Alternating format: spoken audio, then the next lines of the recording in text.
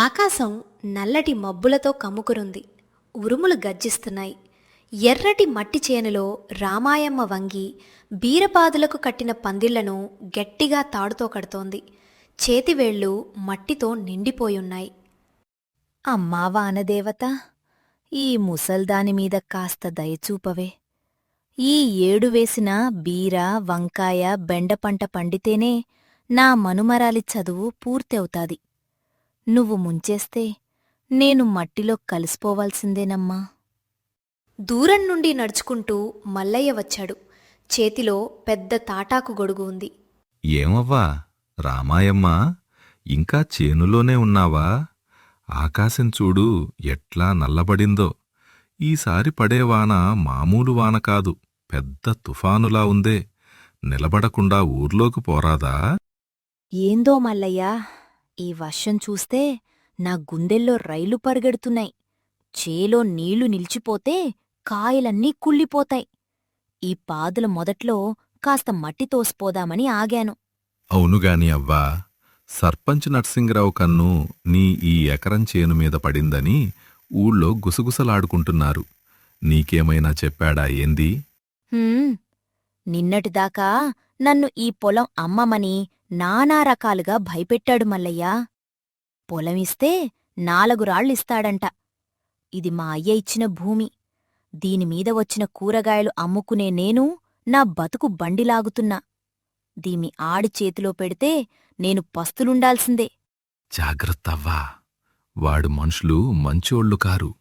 ఆ సూరిగాడు నిన్న రాత్రి సర్పంచ్ ఇంట్లోంచి బయటికొస్తూ నీ పొలం వైపే చూసి నవ్వుకున్నాడు. ఏదో కుట్ర జరుగుతోంది. పద్ధతిగా ఇల్లు చేరుకో. చినుకులు పడటం మొదలైంది. రామాయమ్మ గుడిసెవైపు నడవసాగింది. హోరున వీస్తున్న గాలి, కుండపోత వర్షం. గుడిసె లోపల చిన్న లాంతరు వెలుగుతోంది. బయట వాన ఉధృతికి చెట్లు ఊగుతున్నాయి. గుడిసె వెనక 3 వ్యక్తులు గొడుగులు పట్టుకుని నిలబడి ఉన్నారు. ఏరా సూరి, పని శ్రద్ధగా జరగాలి. ఈ వర్షం మనకు చాలా కలిసి వచ్చింది. వాన ముసుగులో ఏ పని చేసినా ఊళ్ళో ఎవరికీ అనుమానం రాదు. అంతా సిద్ధంగా ఉందయ్యా. ఆ ముసల్దాని చేను దాటిపోయే పెద్ద కాలువగట్టుందిగా, దానికి చిన్న రంధ్రం చేసి పెద్ద గండి కొడతాం. కాలువ నీళ్ళన్నీ ఉధృతంగా వచ్చి ఎకరం పొలాన్ని ముంచెత్తుతాయి. కూరగాయల పంటంతా కొట్టుకుపోతుంది. పంట నాశనమైతే ఆ ముసల్ది అప్పుడు పాలుతుంది. పంట దిగుబడి రాక, చేసిన అప్పు తీర్చలేక రేపు ఉదయాన్నే ఆ పొలాన్ని నాకే తక్కువ ధరకు అమ్ముకోవాలి. లేకపోతే సచ్చినట్టు ఊరు వదిలిపోవాలి. ఎక్కడా నా పేరు బయటకు రాకూడదు. అర్థమైందా? మీరు నిశ్చింతగా ఉండండి సామి. కాలువగట్టు తెగిపోయి నీళ్లు చేన్లోకి వెళ్లాయని అందరూ అనుకుంటారు. ప్రకృతి చేసిన విపత్తులాగే ఉంటుంది, కాని మనం చేసినట్టు ఎవరికీ తెలీదు. సూరి తన అనుచరులతో కలిసి కాలువ వైపు వెళ్ళిపోయాడు. నర్సింగ్రావు నవ్వుకుంటూ తన మేడవైపు నడిచాడు. రాత్రి 1 గంట దాటింది. వాన ఉధృతి తగ్గింది, కాని గాలి వీస్తోంది. రామాయమ్మ గుడిసెలో నిద్రపట్టక అటూ ఇటూ దొర్లుతోంది. ఏందో ఈ రాత్రి నా మనసంతా కలవరంగా ఉంది. ఏదో చెడు జరుగుతున్నట్టు గుండె కొట్టుకుంటోంది. ఈ వానకి నా చేను ఏమైందో ఏమో. పోయి చూసొస్తా. చేతిలో చిన్న లాంతరు, పాత గోనెసంచి తలపై వేసుకుని పొలం వైపు బయలుదేరింది. పొలం సరిహద్దుల్లోకి రాగానే పెద్దగా నీటి ప్రవాహం శబ్దం వినిపించింది. అయ్యో దేవుడా! కాలువ శబ్దం ఇంత గట్టిగా వస్తోందేంది? గట్టు తెగిందా ఏంది? లాంతరు వెలుగులో చూసేసరికి కాలువ గట్టు ఒకచోట విరిగిపోయి నీళ్లు ఉధృతంగా ఆమె పొలంలోకి పారుతున్నాయి. కాని అక్కడ ఒక విచిత్రమైన దృశ్యం కనిపిస్తుంది. ఇది ప్రకృతి చేసిన పని కాదు. కాలువ గట్టు తనంతట తాను తెగితే మట్టి అటూ ఇటూ సమంగా పడుతుంది. ఇక్కడ తవ్వటానికి వాడిన పారగుర్తులు స్పష్టంగా కనిపిస్తున్నాయి. పైగా ఇదిగో ఇక్కడ ఎవడో కాళ్లకు వేసుకునే చెప్పు వదిలేసిపోయాడు. రామాయమ్మ లాంతరు కిందకి తిప్పి చూసింది. అక్కడ ఒక విచిత్రమైన ఎర్రటి తోలు చెప్పు బురదలో కూరుకుపోయి ఉంది. అది సాధారణ రైతు వేసుకునేది కాదు. ఇది ఆ సర్పంచ్ దగ్గర తిరిగే సూరిగాడి చెప్పు. మిన్ననే బజార్లో వీడు ఊరంతా తిరుగుతూ ఈ ఎర్ర చెప్పులతో మెరిసిపోయాడు. అంటే నా పంటను నాశనం చేయటానికి వీళ్లే ఈ పని చేశారన్నమాట. నాయనా నర్సింగ్రావా, ఎంత పని చేశావురా. మరుసటి రోజు ఉదయం సూర్యుడు వెలుగుతున్నాడు కాని ఊరంతా తడిగా ఉంది. రామాయమ్మ పొలం అంతా బురదమయమై కొట్టుకుపోయిన పంటతో నిండిపోయింది. ఊరి జనం అక్కడ గుమిగూడారు. నర్సింగరావు చాలా జాలి నటిస్తూ అక్కడికొచ్చాడు. అయ్యో రామాయమ్మ, ఎంత ఘోరం జరిగిపోయిందే. రాత్రి వచ్చిన పెద్ద తుఫానుకి కాలువ గట్టు తెగి నీ పొలమంతా నాశనమైపోయిందే. నీ కష్టమంతా నీటిపాలైంది కదా అవ్వా. చూడు సర్పంచ్ గారు, ఊరంతటా లేనిది ఈ కాలువ గట్టు ఒక్కటి. ఈ ముసల్దాని చేను దగ్గరే ఎందుకు తెగింది? ఆ దేవుడికి ఈ ముసలమ్మ మీద జాలి కలగలేదా? ఏం చేస్తాం మల్లయ్య, ప్రకృతి కోపానికి మనం ఏం చెయ్యగలం? రామాయమ్మ, నీ పరిస్థితి చూస్తే నాకు గుండె తరుక్కుపోతోంది. ఇప్పుడు నువ్వు విత్తనాలకు చేసిన అప్పు ఎలా తీరుస్తావు? నీ దగ్గర పైసా లేదు కదా. ఏమీ ఎరగనట్టు సైలెంట్గా ఉంటూ, అవును సర్పంచ్ గారు, నా నోట్లో మట్టి పడింది. ఇప్పుడు నేను అప్పులు తీర్చలేను, బతకలేను. అందుకే చెప్తున్నా రామాయమ్మ, నువ్వు బాధపడకు. నీ బాధ చూడలేక నేనొక సాయం చేస్తాను. ఈ పాడైపోయిన ఎకరం పొలాన్ని నాకిచ్చేయ్. నిన్ను ఆదుకోవడానికి నేను ఎకరానికి 1,00,000 రూపాయలిస్తాను. ఆ డబ్బుతో నువ్వు హాయిగా మనుమరాలితో బతకొచ్చు. నీ అప్పులు కూడా తీరిపోతాయి. ఏమంటావు? రామాయమ్మ మనసులో నవ్వుకుంటూ, సర్పంచ్ గారు, మీరు ఎంత మంచివారండి. నా కష్టం చూసి కరిగిపోయారు. కాని నాకు ఈ పొలం మా అయ్య జ్ఞాపకం. నాకు ఒక్కరోజు సమయమివ్వండి. ఊరి చివర ఉన్న మన గ్రామదేవత అంకమ్మ తల్లి ముందు రాత్రి దీపం పెట్టి అమ్మవారి ఆజ్ఞ అడుగుతాను. తల్లి ఏది చెప్తే అది చేస్తాను. సరే, అలాగే చెయ్. గ్రామదేవత కూడా నిన్ను పొలం అమ్మమనే చెప్తుందిలే. రేపు ఉదయం పంచాయతీ రచ్చబండ దగ్గర కలుద్దాం. రామాయమ్మ తన చిన్న గుడిసెలో మల్లయ్యతో రహస్యంగా మాట్లాడుతోంది. ఆమె ముఖంలో బాధ లేదు, ఒక విచిత్రమైన తెలివైన ఆలోచన కనిపిస్తోంది. ఏమవ్వా, నిజంగానే ఆ సర్పంచ్కి పొలం అమ్మేస్తావా ఏంది? ఆడు నిన్ను దగా చేస్తున్నాడని నీకనిపించట్లేదా? మల్లయ్య, ఆడు దగా చేయడమే కాదు, రాత్రి కాలువ గట్టు తవ్వింది కూడా వాడి మనుషులే. ఇదిగో చూడు ఈ చెప్పు. ఇది రాత్రి గట్టు తెగిన చోట దొరికింది. ఇది సూరిగాడిది. ఏంది? అంత పనిచేశారా ఆ వెధవలు? పద, ఊరి పెద్దల దగ్గరకు పోయి ఈ చెప్పు చూపించి నిలదీద్దాం. వద్దు మల్లయ్య, మన ఊరి పెద్దల దగ్గరకు పోతే నర్సింగరావు తన అధికారంతో డబ్బుతో ఆ చెప్పు తన మనిషిది కాదని బుకాయిస్తాడు. మన దగ్గర సరైన ఆధారం లేదని నన్ను రచ్చకెక్కిస్తాడు. వీడికి తగిన గుణపాఠం చెప్పాలంటే వేరే దారి ఉంది. ఏందా దారెవ్వా? రేపు రచ్చబండ దగ్గర పంచాయతీ జరుగుతుంది కదా, నేనొక యుక్తి పన్నుతాను. నువ్వు నేను చెప్పినట్టు చెయ్యాలి. ఆ సర్పంచి తన సొంత నోటితోనే నిజం ఒప్పుకునేలా చేస్తాను. దానికి మీ సాయం కావాలి. రామాయమ్మ మల్లయ్య చెవిలో ఏదో చెప్పింది. మల్లయ్య ముఖంలో ఆశ్చర్యం, సంతోషం ఒకేసారి కనిపించాయి. మరుసటి రోజు ఉదయం ఊరి రచ్చబండ వద్ద పెద్ద చెట్టు కింద జనం గుమిగూడారు. నర్సింగిరావు పెద్దపీటపై కూర్చున్నాడు. సూరి పక్కనే నిలబడి ఉన్నాడు. రామాయమ్మ చేతిలో ఒక పాత మూట పట్టుకుని వచ్చింది. రండి గ్రామస్తులారా, మన రామాయమ్మ కష్టం మీ అందరికీ తెలిసిందే. రాత్రి పడిన వర్షానికి ఆమె పొలం మునిగిపోయింది. ఆమె అప్పులు తీర్చడానికి నేను దయతలచి ఆ పొలాన్ని కొనుగోలు చేయటానికి ముందుకు వచ్చాను. రామాయమ్మ, అంకమ్మ తల్లి ఏం చెప్పిందే? పొలం నాకు రాసివ్వటానికి సిద్ధమేనా? సర్పంచిగారు, నిన్న రాత్రి నేను గుడిలో దీపం పెట్టి పడుకున్నాను. అంకమ్మ తల్లి నా కలలోకి వచ్చింది. అవునా? ఏం చెప్పిందంటా తల్లి? రామాయమ్మ, మీ పొలం మునిగిపోవటానికి కారణం వర్షం కాదు, ఒక ఊరి పాపం. ఆ పాపం చేసినవారు ఎవరో తెలుసుకోవాలంటే నీ పొలంలో దాగిన ఒక రహస్యాన్ని బయటకు తీయి అని చెప్పింది సర్పంచిగారు. రహస్యమా? ఏ రహస్యం? అవన్నీ వట్టిమాటాలవ్వా. సూటిగా చెప్పు. పొలం అమ్ముతున్నావా లేదా? చెప్తాను సర్పంచిగారు. మా అయ్య చనిపోయే ముందు ఒక మాట చెప్పాడు. ఈ ఎకరం పొలం కింద మా ముత్తాతల కాలం నాటి పాత నాణేల నిధి ఉంది. నీకు ఎప్పుడైనా పెద్ద కష్టం వస్తేనే ఆ నేలను తవ్వి తీసుకో అన్నాడు. నిన్న నీళ్లు పారడం వల్ల పైన ఉన్న మట్టి కొట్టుకుపోయి ఆ నిధి కొద్దిగా బయటపడింది. ఊడి జనం ఒక్కసారిగా ఆశ్చర్యంతో ముక్కున వేలేసుకున్నారు. గుసగుసలు మొదలయ్యాయి. నిధి ఉందా? ఏది చూపించు. ఇదిగోండి సర్పంచిగారు. రామాయమ్మ తన మూట విప్పి అందులోంచి 2 పాత రాగి నాణేలను బయటకు తీసింది. అవి బురదతో నిండి ప్రాచీనకాలం నాటిలా ఉన్నాయి. ఈ 2 నాణేలే నాకు దొరికాయి. ఇంకా పెద్ద బిందె లోపలే ఉందంట.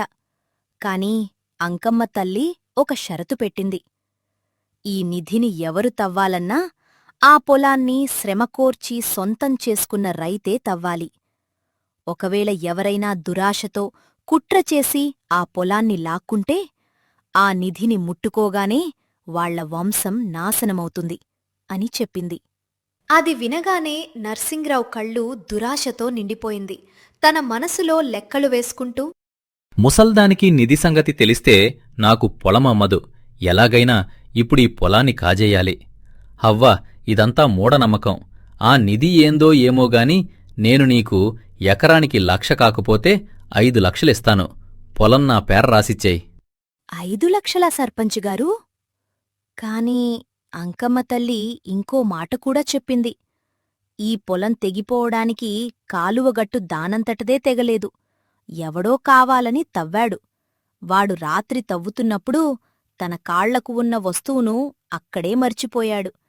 ఆ వస్తువు ఎవరిదో వాడే ఈ పాపానికి కారణం అంది. నర్సింగ్రావు ముఖం రంగు మారింది. సూరివైపు కోపంగా, కంగారుగా చూశాడు. రామాయమ్మ తన సంచిలోంచి ఒక ఎర్రటి తోలు చెప్పును బయటకు తీసి రచ్చబండపై పెట్టింది. సూరి కంగారుగా తన కాలివైపు చూసుకున్నాడు. చూశారా ఊరి పెద్దలారా? రాత్రి కాలువ గట్టు తవ్విన చోట ఈ చెప్పు దొరికింది.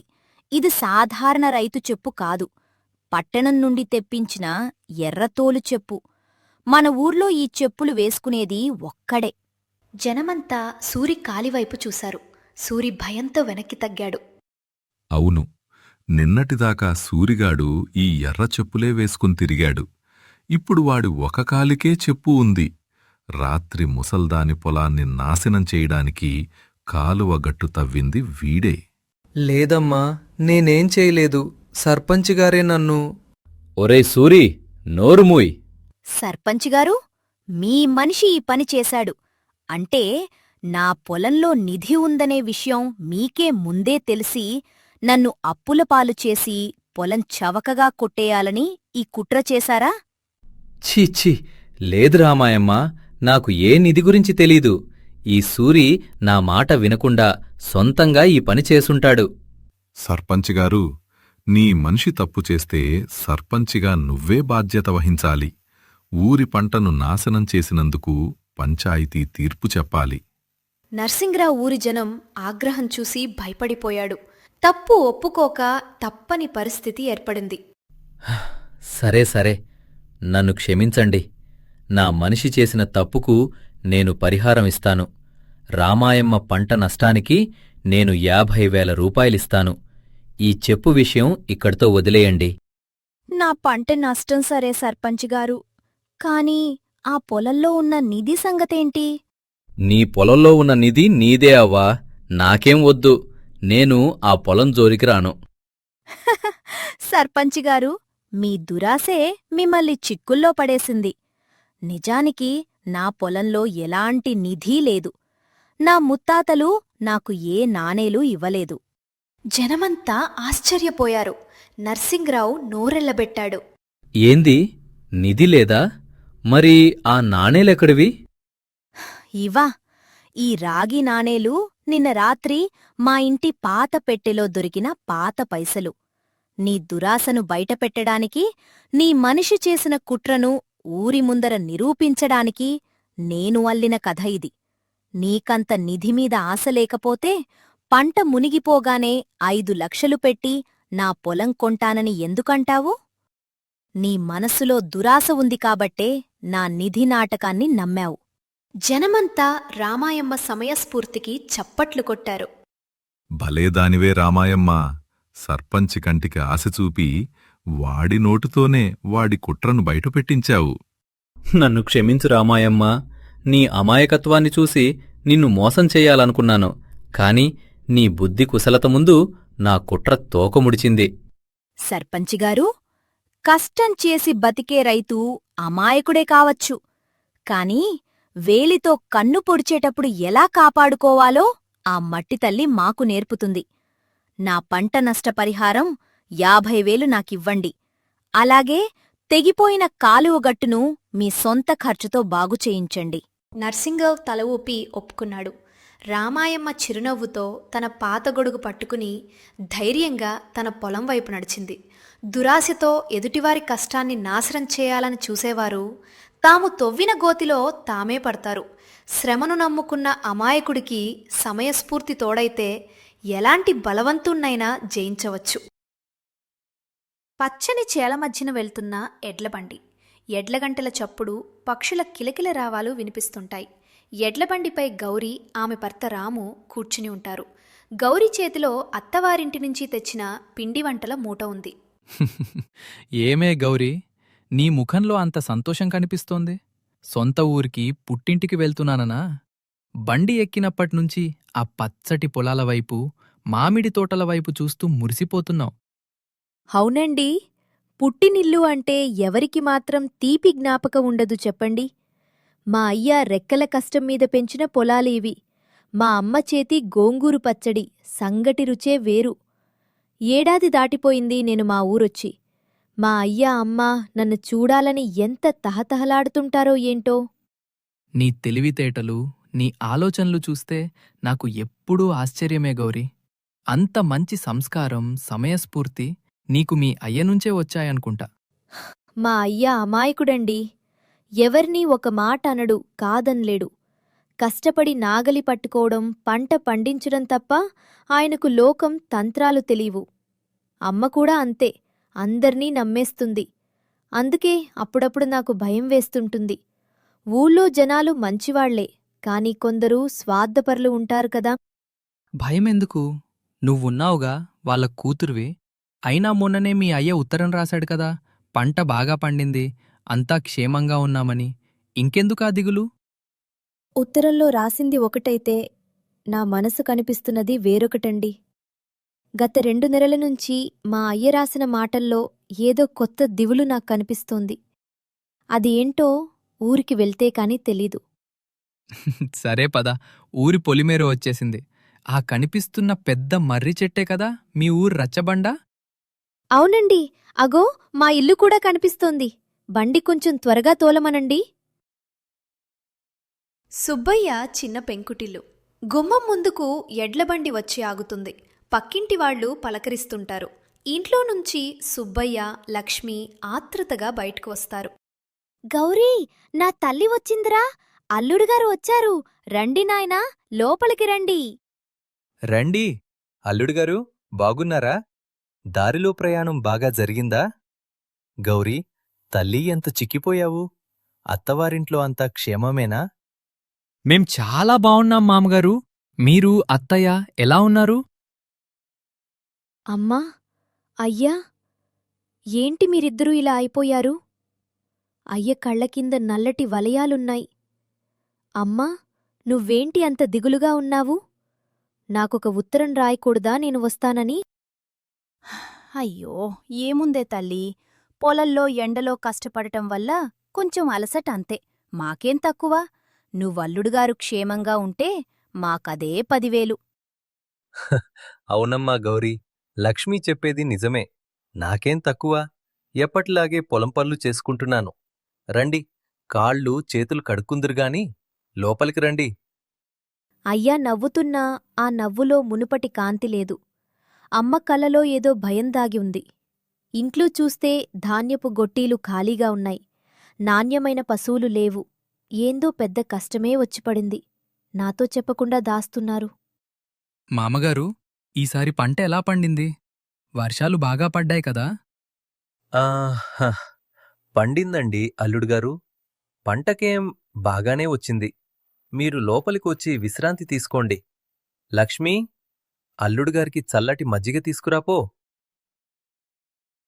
ఇంటి లోపల భోజనాల గది. గౌరీ రాములకు లక్ష్మి భోజనం వడ్డిస్తోంది.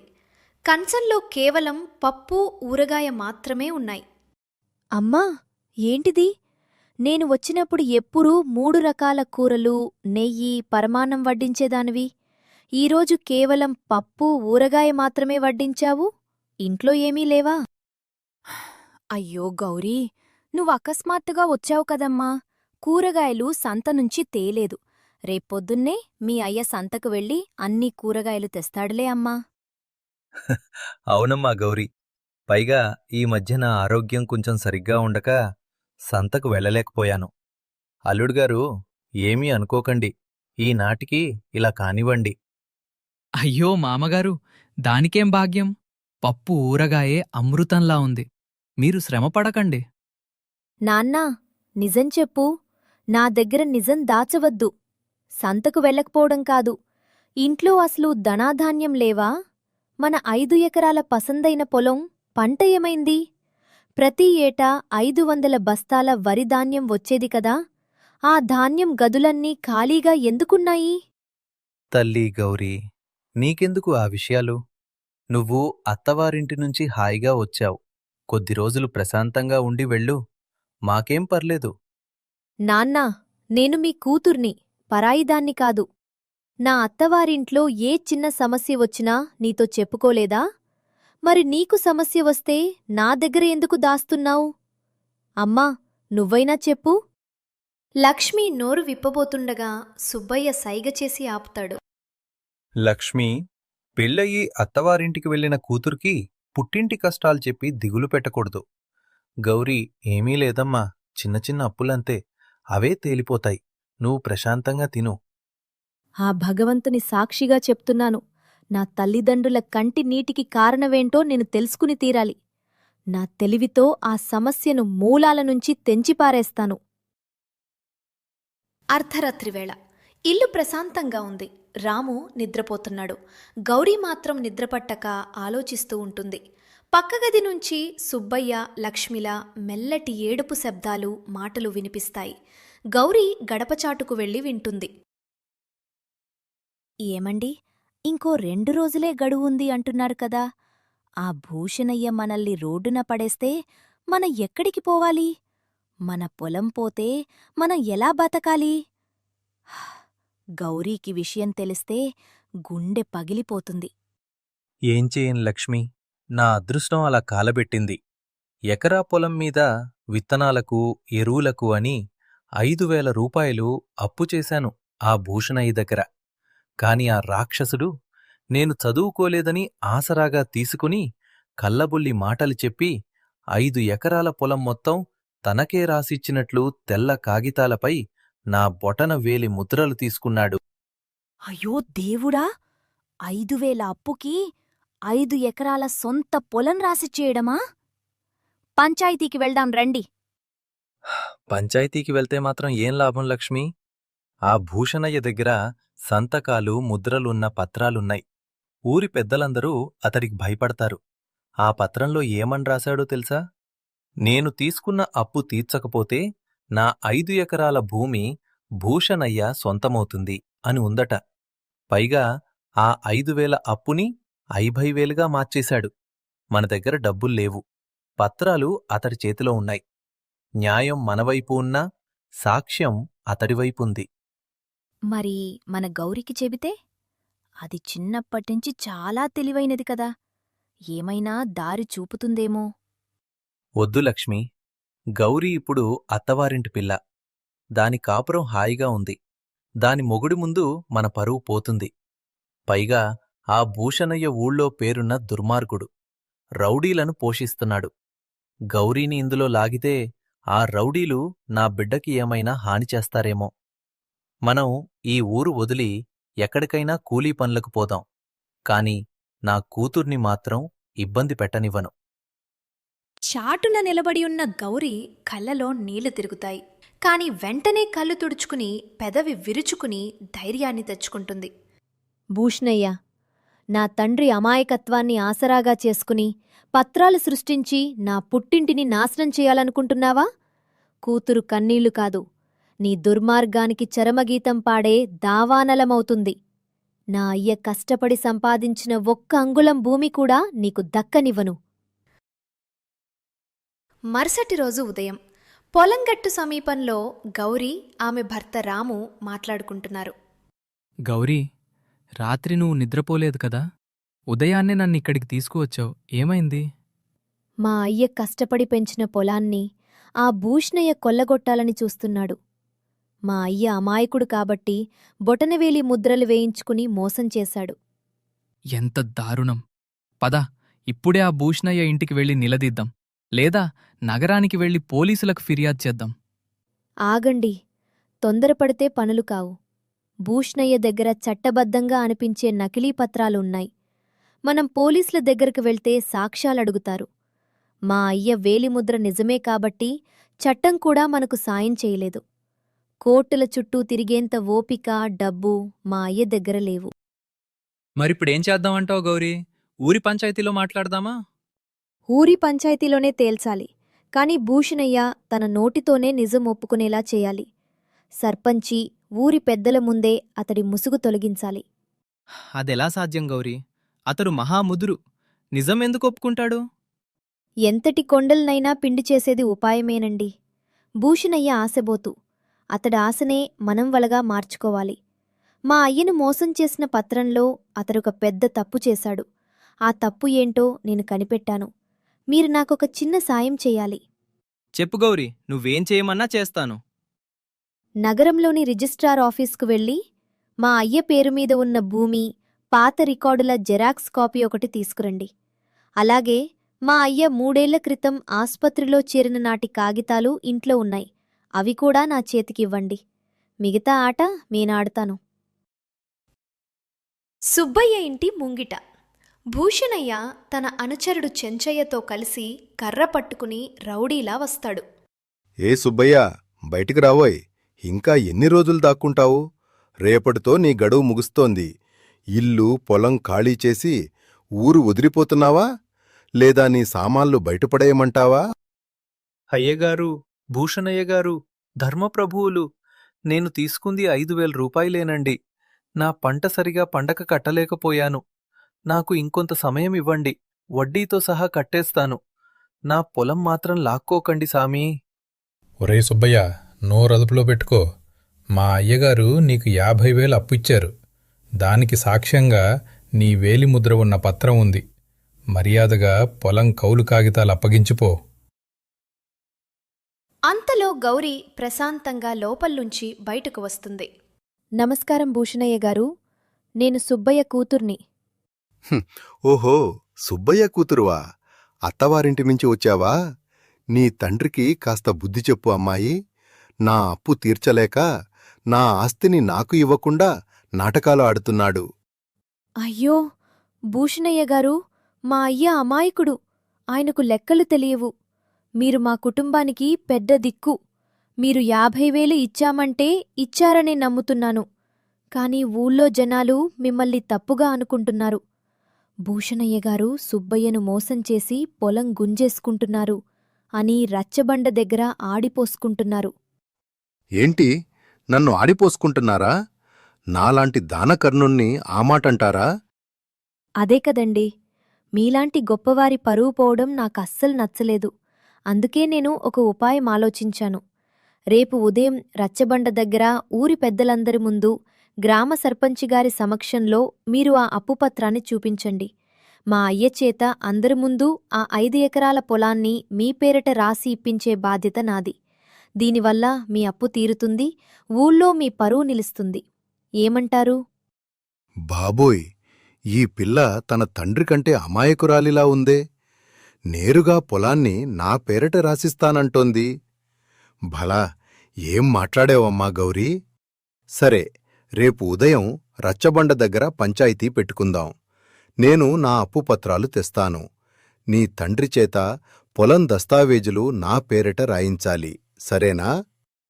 తప్పకుండా భూషణయ్య గారు, నా మాట తప్పను. భూషణయ్య చెంచయ్య నవ్వుకుంటూ వెళ్తారు. సుబ్బయ్య కంగారుగా గౌరీ దగ్గరకు వస్తాడు. గౌరీ, తల్లి, ఎంత పనిచేశావే? ఉన్న పొలాన్ని ఆ దుర్మార్గుడికి ధారదత్తం చేస్తానంటావేంటి? మనం రోడ్డును పడతాం తల్లీ. అయ్యా, నీ కూతురు మీద నీకు నమ్మకం లేదా? ఆ భూషణయ్యను రచ్చబండ ఎక్కించడానికే నేను ఈ వల విసిరాను. రేపు ఉదయం చూడు అసలు కథ ఏంటో. రాత్రివేళ గౌరీ ఇంట్లో రాము తెచ్చిన కాగితాలను పరిశీలిస్తోంది. పక్కన లక్ష్మీ, సుబ్బయ్య ఆందోళనగా ఉన్నారు. గౌరీ, నువ్వు అడిగినట్లుగానే పట్నానికి వెళ్ళి రిజిస్ట్రార్ ఆఫీస్ నుంచి పాత రికార్డులు తెచ్చాను. అలాగే మామగారు 3 ఏళ్ల క్రితం ఆసుపత్రిలో ఉన్న నాటి వైద్యపత్రాలు కూడా ఇక్కడున్నాయి. కానీ వీటన్నింటితో భూషణయ్యని ఎలా నిలువరించగలవు? రాముగారు, నా అనుమానం నిజమైంది. భూషణయ్య అహంకారంలో, ధనాశలో పడి ఎంత పెద్ద తప్పు చేశాడో ఈ కాగితాలే చెప్తున్నాయి. మా అయ్యను మోసం చేయాలని చూసిన ఆ దుర్మార్గుడికి రేపు రచ్చబండ దగ్గర సరైన శాస్తి జరుగుతుంది. తల్లి గౌరీ, ఆ భూషణయ్యకు ఊళ్ళో రౌడీల బలం ఉందే, మన మాట ఎవరు వింటారు? అమ్మా, సత్యం మన వైపు ఉన్నప్పుడు ధైర్యం మనతోనే ఉంటుంది. మీరేమీ భయపడకండి. ఉదయాన్నే అందర్నీ రచ్చబండ దగ్గరకు రమ్మని కబురు పెట్టండి. ఊరి పెద్ద కాపుగారిని, సర్పంచి గారిని తప్పకుండా ఉండమని చెప్పండి. ఊరి రచ్చబండ. పెద్ద మర్రిచెట్టు కింద ఊరి పెద్ద కాపు, గ్రామ సర్పంచి, ఊరి ప్రజలు 100ల సంఖ్యలో గుమిగూడారు. ఒకవైపు భూషణయ్య తన రౌడీలతో గర్వంగా కూర్చుని ఉన్నాడు. మరొకవైపు సుబ్బయ్య, లక్ష్మి, రాము, గౌరీ నిలబడి ఉన్నారు. నిశ్శబ్దం. ఈరోజు సుబ్బయ్య కూతురు గౌరీ కోరిక మేరకు ఈ పంచాయతీ ఏర్పాటు చేశాం. భూషణయ్య గారు, సుబ్బయ్య మీకు అప్పుపడి ఉన్నాడంట కదా, ఏమిటి ఆ వివాదం? పెద్దకాపుగారు, సుబ్బయ్య నా దగ్గర 3 ఏళ్ల క్రితం 50,000 రూపాయలు అప్పు తీసుకున్నాడు. సమయానికి తీర్చకపోతే నా 5 ఎకరాల పొలం భూషణయ్యకు చెందుతుంది అని ఒప్పందం రాసి తన బొటనవేలి ముద్ర వేసి ఇచ్చాడు. ఇదిగోండి ఆ పత్రం. సుబ్బయ్య, ఇందులో నీ బొటనవేలి ముద్ర ఉంది కదా, మరి అప్పు తీర్చకుండా పొలం ఇవ్వనంటే ఎలా? సామీ, నేను తీసుకుంది 5,000 సామీ. ఈ భూషణయ్యగారే దాన్ని 50,000 చేసి పొలం గుంజేసుకుంటున్నారు. అబద్ధం. సాక్ష్యం కాగితం మీద ఉంది. కాగితాల మీద సంతకం ఉంటే చట్టం నా వైపే ఉంటుంది. గౌరీ, నిన్న రాత్రి నువ్వు చెప్పినట్లు మీ తండ్రి చేత నా పొలం నాకు అప్పగించు. గౌరీ ప్రశాంతంగా అడుగులు వేస్తూ రచ్చబండ ముందుకు వస్తుంది. పెద్దలందరికీ నమస్కారం. భూషణయ్య గారు చెప్పిన మాట నిజమే. కాగితం మీద ఉన్న వేలిముద్ర మా అయ్యదే. ఊరి జనం గుసగుసలాడతారు. సుబ్బయ్య గుండె పగిలినట్లు చూస్తాడు. కాని భూషణయ్య గారు, ఈ పత్రం ఏ తేదీన రాశారో ఒకసారి ఊరి పెద్దలకు చదివి వినిపిస్తారా? ఏముంది అందులో? 3 ఏళ్ల క్రితం, అంటే ఆగస్టు 10వ తేదీన రాసింది. పెద్దకాపుగారు, భూషణయ్య గారు చెప్తున్న ఆ ఆగస్టు 10వ తేదీన మా అయ్య సుబ్బయ్య ఈ ఊళ్ళోనే లేరు. ఆయన పట్టణంలోని ప్రభుత్వ ఆసుపత్రిలో తీవ్రమైన అనారోగ్యంతో స్పృహ లేకుండా వెంటిలేటర్ మీద ఉన్నారు. ఇదిగోండి ఆసుపత్రి వైద్యులిచ్చిన అధికారిక పత్రాలు. మరి ఆసుపత్రిలో చావు బతుకుల మధ్య ఉన్న మనిషి ఊళ్ళో ఉండి భూషణయ్య ప్రాంసరీ నోటుమీద వేలిముద్ర ఎలా వేస్తాడు? సభ అంతా ఒక్కసారిగా షాక్ అవుతుంది. భూషణయ్య ముఖం తెల్లబోతుంది. అది తేదీ పొరపాటు పడి ఉంటుంది. 3 ఏళ్ల క్రితం వేరే రోజు వేసి ఉంటాడు. సర్లేండి, తేదీ పొరపాటు పడిందనుకుందాం. కాని ఈ పత్రం కొన్న ప్రభుత్వ ముద్ర కాగితం వెనుక ఉన్న సంఖ్యను పరిశీలించండి పెద్దకాపుగారు. ఆ స్టాంప్ పేపర్ను భూషణయ్య గారు నగరంలో కొనుగోలు చేసిన తేదీ పోయిన సంవత్సరం. 3 ఏళ్ల క్రితం రాసిన అప్పు పత్రానికి పోయిన సంవత్సరం కొన్న స్టాంప్ పేపర్ను ఎలా వాడారండి భూషణయ్య గారు? అంటే మా అయ్య మంచితనాన్ని ఆసరాగా చేసుకుని పాత ఖాళీ కాగితాలపై వేలిముద్రలు తీసుకుని ఈ మధ్యనే నకిలీ అప్పుపత్రాన్ని సృష్టించారన్నమాట. ఊరి ప్రజలందరూ కోపంతో రగిలిపోతూ భూషణయ్యను తిట్టిపోస్తారు. భూషణయ్య చెమటలు పట్టుకుని సమాధానం చెప్పలేక నీళ్లు నములుతాడు. భూషణయ్య, ఎంత దారుణానికి ఒడిగట్టావురా! చదువురాని అమాయక రైతును మోసం చేసి నకిలీ పత్రాలు సృష్టించి పొలం కొట్టేయాలని చూస్తావా? నీ ఆటలు ఇక సాగవు. భూషణయ్య తలదించుకుని పారిపోవడానికి ప్రయత్నిస్తాడు. ఆగండి భూషణయ్య గారు, కథ ఇంకా ముగియలేదు. అసలైన తిరుగులేని నిజం ఇంకొకటుంది. ఇంకేముందే పిల్లా, నీ ప్లాన్ ఫలించింది. అప్పు వద్దు, ఏమీ వద్దు, నేను వెళ్ళిపోతాను. మీరు వెళ్లడం కాదు భూషణయ్య గారు, పోలీసులే మిమ్మల్ని తీసుకెళ్తారు. పెద్దలారా, భూషణయ్య గారు మా అయ్య పొలం నాది అని దావా వేస్తున్నారు కదా. నేను ఈరోజు ఉదయమే మా తాతగారి నాటి అసలు భూమి హక్కు పత్రాలు పరిశీలించాను. అందులో ఏముంది గౌరీ? 50 ఏళ్ల క్రితం మా తాతగారు భూషణయ్య తండ్రికి 500 రూపాయలు అప్పు ఇచ్చి భూషణయ్య తండ్రి సొంతమైన మరో 5 ఎకరాల పొలాన్ని కుదవపెట్టుకున్నారు. ఆ అప్పు భూషణయ్య తండ్రి ఎప్పుడూ తీర్చలేదు. ఆ పాత రికార్డుల ప్రకారం ఇప్పుడు భూషణయ్య అనుభవిస్తున్న ఆ పక్క పొలం అసలు యజమాని మా అయ్యే. భూషణయ్య కుటుంబమే మా కుటుంబానికి అప్పుపడి ఉంది. సభలోని ప్రజలందరూ ఆశ్చర్యంతో నోళ్లు వెళ్లబెడతారు. భూషణయ్య కాళ్ళు వణికి కింద కూలిపోతాడు. ఏంటి, మా నాయన అప్పుపడ్డాడా? అవును భూషణయ్య గారు, మీ నాన్నగారు మా తాతగారి దగ్గర తీసుకున్న అప్పు, దానికి సంబంధించిన ఈనాటి వడ్డీ, మీ పొలం దస్తావేజులు ఇవన్నీ చట్టబద్ధంగా మా తాతగారి పేరిట రిజిస్టర్ అయ్యున్నాయి. మీరు మా అయ్య 5 ఎకరాల గుంజాలని చూస్తే చట్టప్రకారం మీ దగ్గరున్న మీ 5 ఎకరాల పొలం కూడా మా అయ్య సొంతమవుతుంది. బళా గౌరీ, ఎంతటి తెలివైన కూతురివే తల్లి! కళ్ల ముందు ఉన్న మోసాన్ని బట్టబయలు చేయటమే కాకుండా మీ కుటుంబానికి పూర్వీకుల నుంచి రావలసిన ఆస్తిని కూడా బయటకు తీసెవు. భూషణయ్య, గ్రామ ప్రజలను మోసం చేసినందుకు, నకిలీ పత్రాలు సృష్టించినందుకు నిన్ను పోలీసులకు అప్పగిస్తున్నాం. అలాగే సుబ్బయ్య కుటుంబానికి నువ్వు నష్టపరిహారంగా 1,00,000 రూపాయలు చెల్లించాలి. లేకపోతే నీ పొలం సుబ్బయ్య పేరిట రిజిస్టర్ అవుతుంది. సుబ్బయ్య, నన్ను క్షమించు. నా తప్పు నేను తెలుసుకున్నాను. నీ 5,000 అప్పు రద్దు చేస్తున్నాను. నీ పొలం జోలికి ఎప్పటికీ రాను. నన్ను పోలీసులకు పట్టించకండి. భూషణయ్య, నీ తెలివితో నన్ను ముంచాలనుకున్నావు. కాని నా కూతురి తెలివి ముందు నీ అధర్మం ఓడిపోయింది. ఇప్పటికైనా మనుషులను మోసం చేయటం మానేసి ధర్మంగా బతుకు. ఊరి జనమందరూ గౌరి తెలివితేటలను, సమయస్ఫూర్తిని మెచ్చుకుంటూ చప్పట్లు కొడతారు. లక్ష్మీ, సుబ్బయ్య తమ కూతుర్ని ఆప్యాయంగా కౌగిలించుకుంటారు. తల్లీ గౌరీ, మగపిల్లడు లేడని బాధపడ్డానే తప్ప నీలాంటి లక్ష్మీదేవిలాంటి కూతురు ఉన్నందుకు గర్వపడుతున్నాను. ఈరోజు మా ప్రాణాలు, మా పరువు నిలబెట్టేవే తల్లీ. అవునమ్మా గౌరీ, కూతురంటే కేవలం అత్తవారింటికి వెళ్లే ఆస్తి అనుకున్నాను. కాని తల్లిదండ్రుల కష్టాన్ని తుడిచే కల్పవృక్షమని ఈరోజు నిరూపించావు. నీలాంటి తెలివైన కూతురు ఉన్నందుకు నేను జన్మలో ధన్యుణ్ణి. మామగారు, గౌరీ నా భార్య అయినందుకు నాకు చాలా గర్వంగా ఉంది. ఆడపిల్ల చదువు, తెలివితేటలు కుటుంబానికి వెలుగునిస్తాయి అనడానికి గౌరీ ఒక ఉదాహరణ. హయ్యా, అమ్మా, ఆడపిల్లైనా మగపిల్లవాడైనా కష్టకాలంలో తల్లిదండ్రుల కాపాడుకోవడమే నిజమైన ధర్మం. ధర్మం, సమయస్ఫూర్తి ఉన్న చోట ఎంతటి దుర్మార్గుడైనా తలవంచాల్సిందే. అందరూ సంతోషంగా నవ్వుతుండగా కథ సుఖంతమవుతుంది. అధర్మం, కుట్ర ఎంత బలంగా ఉన్నా సమయస్ఫూర్తి, ధైర్యం, సత్యం, ధర్మం ముందు ఎప్పటికీ నిలబడలేవు. ఆడపిల్ల భారం కాదు, కుటుంబ గౌరవాన్ని, ఆస్తిని కాపాడే శక్తి స్వరూపిణి.